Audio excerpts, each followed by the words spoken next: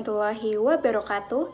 Perkenalkan, saya Miranti Kasela dengan NIM 2510221063 dari kelas PKWN 13 dengan dosen pengampu Bapak Anton Rosari SHMH. Di sini saya mengangkat isu mengenai korupsi Pertamina.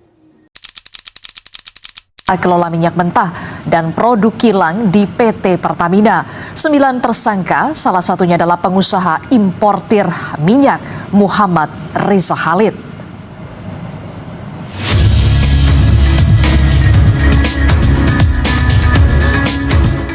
Kejaksaan Agung Kejagung menetapkan 9 tersangka dalam kasus dugaan korupsi dalam tata kelola minyak mentah dan produk kilang PT Pertamina Persero dan subholding kontraktor kontrak kerjasama tahun 2018-2023.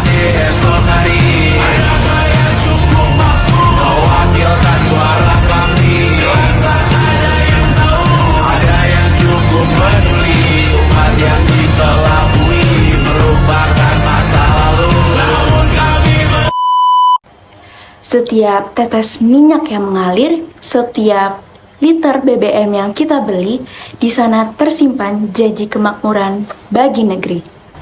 Namun, di balik lambang energi nasional, Pertamina terkuak gelap yang menguras kekayaan bangsa. Ini bukan sekedar pencurian uang. Ini adalah pengkhianatan sistematik terhadap kedaulatan energi Indonesia. Kasus terbaru yang mengguncang Indonesia adalah dugaan korupsi terhadap tata kelola minyak mentah dan produk kilang pada subholding Pertamina pada periode tahun 2018 hingga 2023. Mari kita bahas lebih dalam bagaimana jaringan mafia migas ini beroperasi dalam skandal yang merugikan negara sebesar 285 triliun rupiah.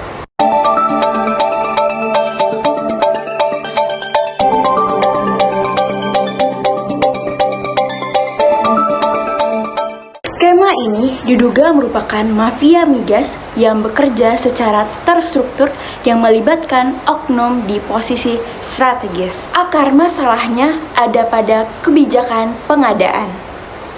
Faktanya, seharusnya Pertamina mengutamakan pasokan minyak mentah dari dalam negeri dan melakukan pengadaan impor melalui mekanisme yang transparan. Namun, yang terjadi adalah penyimpangan sistematis.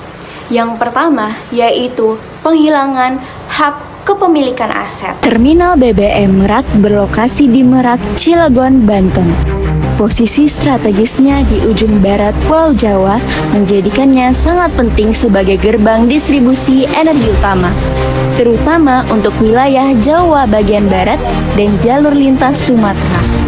Dalam konteks kasus korupsi, lokasi ini menjadi objek penyimpangan melalui skema sewa terminal BBM Merak yang melibatkan Orbit Terminal Merak atau OTM. Inti dari penyimpangan ini adalah proses kerjasama atau penyewaan terminal BBM Merak atau OTM yang dilakukan secara melawan hukum. Alih-alih memastikan aset tersebut tetap menjadi milik atau di bawah skema kepemilikan Pertamina, skema kontrak sewa justru menghilangkan klausul skema kepemilikan aset Pertamina atas objek sewa terminal tersebut.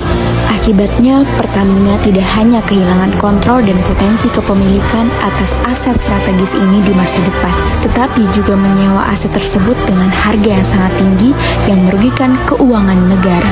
Tindakan ini merupakan bagian dari skema yang lebih besar yang melibatkan berbagai penyimpangan dalam ekspor-impor minyak mentah dan BBM.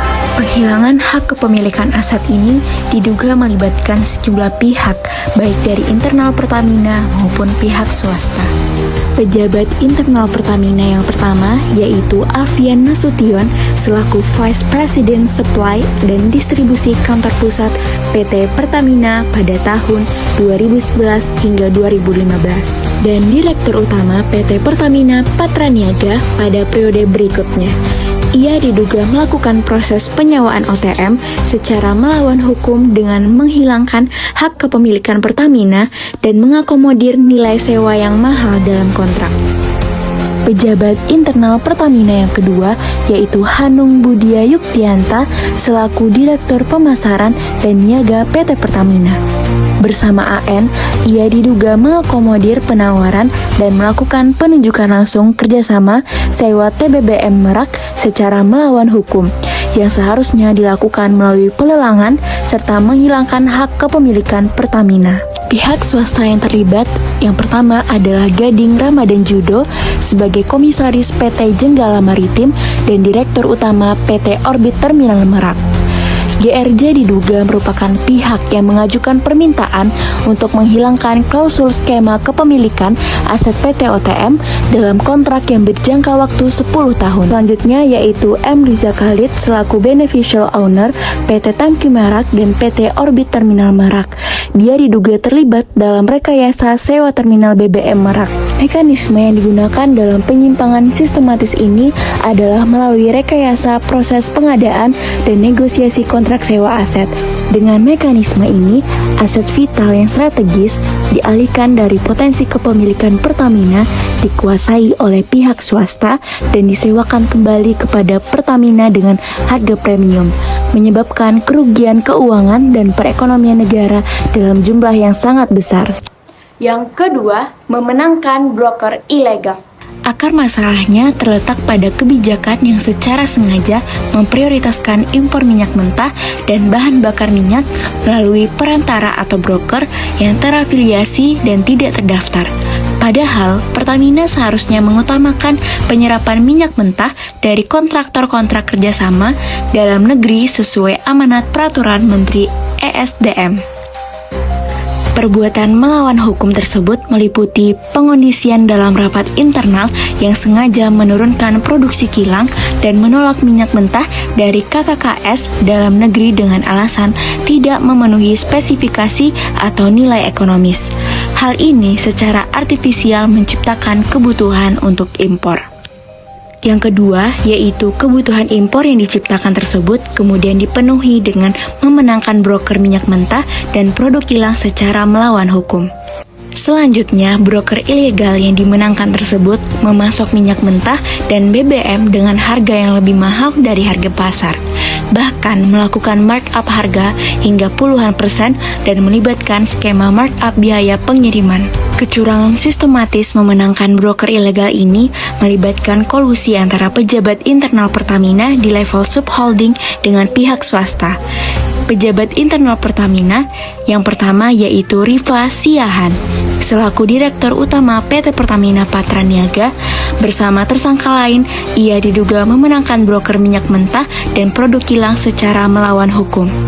Selanjutnya yaitu Sani Dinar Saifuddin selaku Direktur Feedstock and Product Optimization PT Kilang Pertamina Internasional.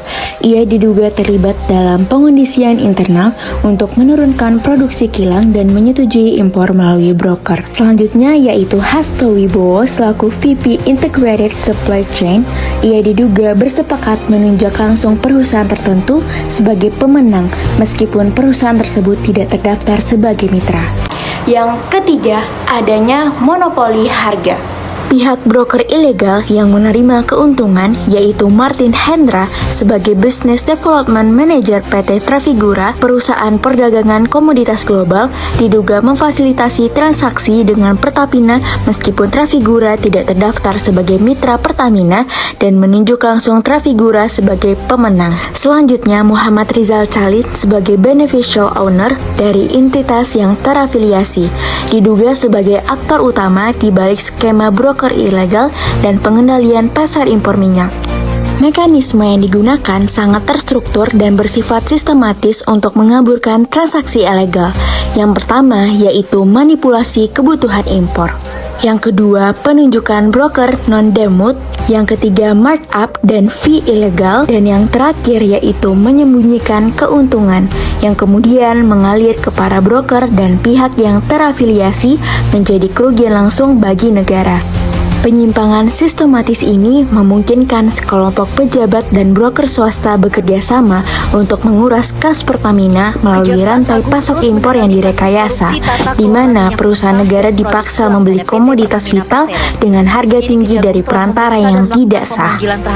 Akar masalah monopoli harga ini adalah sebuah skema terencana yang dimulai dari tingkat kebijakan operasional internal dengan tujuan utama untuk memunculkan kebutuhan impor buatan yang kemudian dapat dijadikan lahan untuk markup harga. Monopoli harga melalui markup adalah sebuah proses impor yang dipaksakan. Inilah yang menjadi celah utama. Pejabat Pertamina berkulasi dengan broker swasta yang terafiliasi untuk menetapkan harga jual yang di markup jauh di atas harga pasar atau harga publikasi yang wajar. Uang dari selisih markup ini kemudian menjadi keuntungan ilegal bagi para pelaku. Pejabat internal Pertamina sebagai pelaku dari pengondisian dan penentu harga, yaitu Rifa Siahan selaku Direktur Utama PT Pertamina Patraniaga bersama pihak lain, ia diduga menyetujui transaksi impor dengan markup harga dan memenangkan broker ilegal. Yang kedua yaitu Yoki Firnandi sebagai Direktur Utama PT Pertamina International Shipping diduga melakukan pengadaan impor dengan markup yang menyebabkan Pertamina mengeluarkan biaya pengiriman 13% hingga 15% lebih mahal. Pejabat lainnya seperti Toto Nugroho dan Hasto Wibowo yang menjabat di Integrated Supply Chain diduga terlibat dalam menyetujui supplier non-demut dan menyusun formula kompensasi yang tinggi. Pihak swasta yang menerima keuntungan markup yaitu adalah Muhammad Keri Andrianto Riza sebagai beneficial owner dari perusahaan broker yang terafiliasi. Ia diduga menjadi pihak yang paling diuntungkan dari skema markup harga impor. Dan yang kedua yaitu Dimas Werhaspati sebagai komisaris PT Navigator Katulistiwa yang diduga mengordinasikan transaksi dengan harga tinggi. Mekanisme monopoli harga atau markup ini yaitu mekanisme yang digunakan sangat canggih dan terorganisir memanfaatkan monopoli dan celah dalam sistem pengadaan. Yang pertama yaitu pengabaian harga acuan, yang kedua markup terstruktur, yang ketiga pengelembungan biaya shipping, yang keempat manipulasi produk dan kompensasi. Dengan monopoli harga yang sistematis ini, Pertamina diposisikan sebagai pembeli yang dipaksa untuk menalangi harga yang sudah digembungkan, memastikan aliran dana negara mengalir deras ke kantong para pejabat dan broker ilegal. Oke, baik. Di sini saya akan mewawancarai salah satu mahasiswa mengenai kasus korupsi Pertamina ini. Nah, sebelumnya boleh perkenalan diri dulu. Baik, saya Aisyah Novalia, salah satu mahasiswa Universitas Andalas dari jurusan Teknik Pertanian dan Biosistem. Oke, baik Aisyah. Di sini saya akan bertanya seputar kasus korupsi Pertamina yang dimana kasus ini mencapai kerugian 285 triliun rupiah. Nah, menurut Anda, bagaimana dampak dari kerugian ini terhadap stabilitas APBN dan juga perencanaan pembangunan jangka panjang Indonesia? Baik, menurut saya kerugian ini sangat fatal karena dapat melumpuhkan kemampuan fiskal negara. Angka 285 triliun ini setara dengan membangun puluhan rumah sakit atau ribuan sekolah, yang artinya pemerintah terpaksa mengalihkan anggaran penting, yang paling parahnya lagi besaran subsidi dan kompensasi BBM yang membengkak, yang artinya uang rakyat ditarik untuk menutupi kejahatan segelintir elit. Nah, menurut Anda, bagaimana kasus penguasaan aset negara seperti terminal BBM Merak oleh pihak swasta ini merusak kedaulatan energi Indonesia? Menurut saya, kedaulatan energi berarti negara mengontrol sumber energi vitalnya dari hulu ke hilir. Nah, aset strategis seperti terminal BBM yang berfungsi sebagai gerbang logistik justru dikelola dan bahkan dihilangkan hak kepemilikannya untuk kepentingan atau keuntungan broker. Itu menunjukkan negara telah kehilangan kendali. Ini tidak hanya kerugian finansial tetapi juga kerugian strategis nasional yang dapat membahayakan ketahanan energi kita. Oke, baik. Selanjutnya saya ingin bertanya, nah, di kasus ini, Dirut dan juga VP justru juga terlibat.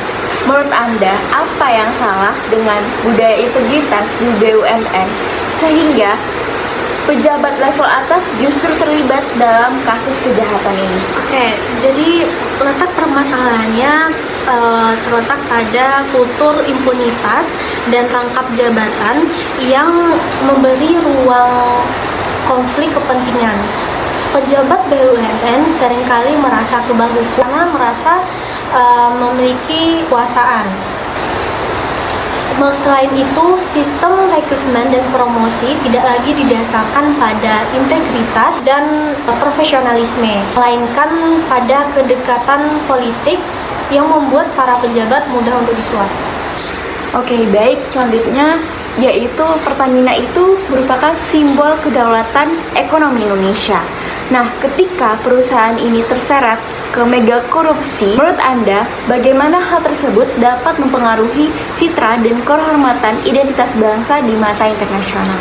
Jadi menurut saya sendiri, korupsi di perusahaan strategis dapat merusak citra bangsa secara keseluruhan. Identitas nasional kita dikenal sebagai bangsa yang beradab dan menjunjung tinggi moralitas. Kasus ini membuat Indonesia dicap sebagai negara yang rapuh tata kelolanya dan syarat korupsi. Kepercayaan investor dan mitra internasional menurun yang melemahkan posisi tawar Indonesia di kancah global menurun. Baiklah, itulah sesi wawancara dengan Aisyah mengenai kasus korupsi Pertamina. Terima kasih kepada Aisyah sudah bersedia menjadi narasumber dan wassalamualaikum warahmatullahi wabarakatuh.